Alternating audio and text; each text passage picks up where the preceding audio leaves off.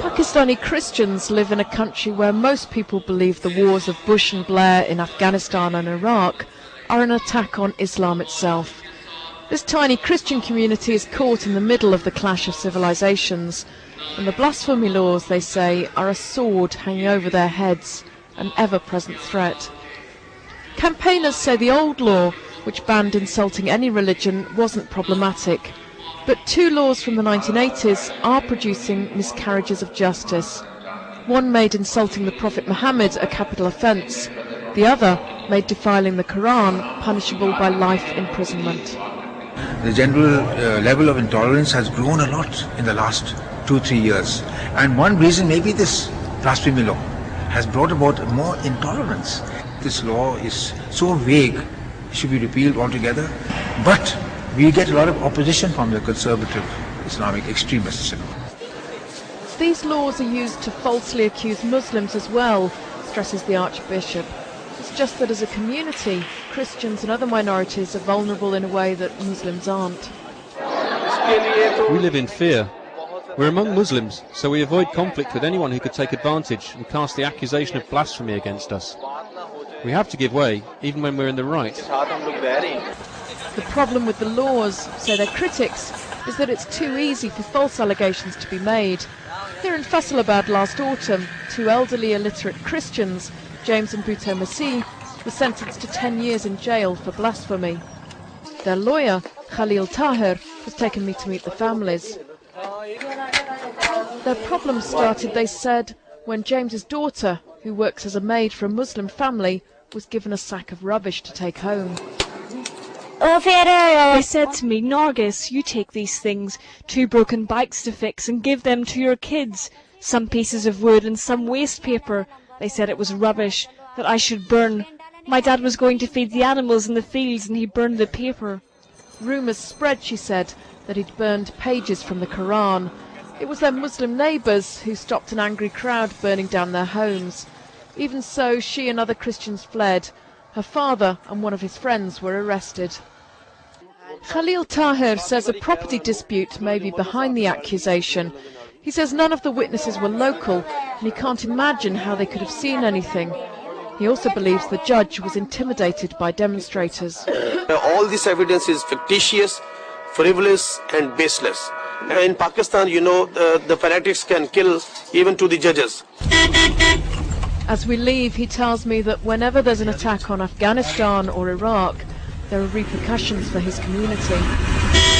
This is written in the Quran that all the Muslims are brother wherever they are.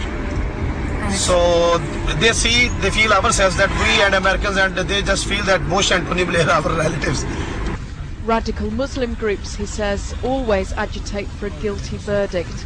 One reason possibly why the lower courts rarely acquit. The higher courts almost always uphold appeals because of problems with evidence, but that can mean years in prison as a blasphemer.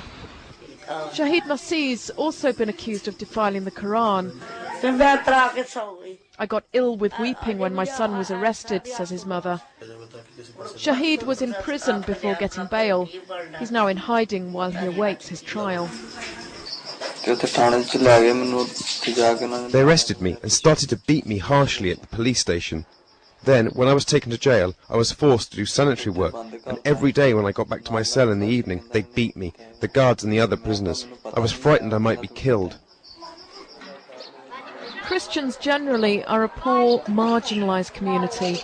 Many are the descendants of Hindu Dalits, or untouchables, who converted during British rule. Some have made it into the middle classes, but most are still collecting the country's rubbish or working as servants. Muslims are certainly not safe from false accusations either, but almost everyone I've spoken to outside the minority communities say they back the law. It's a difficult issue because they were enacted as true Islamic laws, albeit by the military dictator Zia al-Haq. Thousands of people gave sacrifices for this law. If the government changes it, no Muslim in the world and no child in Pakistan will be able to bear it. We'll oppose this on the street. This is known as a radical mosque. but I wasn't prepared for the apocalyptic nature of people's fears. If the government changes this law and allows the cursed ones to utter any nonsense they like and raise two fingers against the Prophet, the Muslims will become emotional and kill people. There'll be chaos. There'll be blood on the streets of Islamabad. It's difficult to imagine two more different views.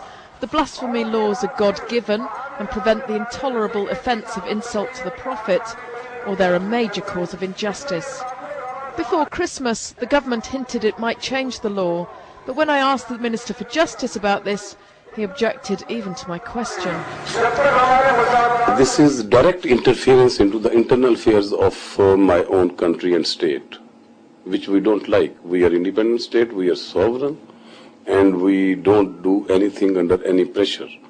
This is all propaganda and false allegation. This propaganda mainly is being done by the community over here, just that they can get repatriation from here, they can get settlement in abroad, they can get visas.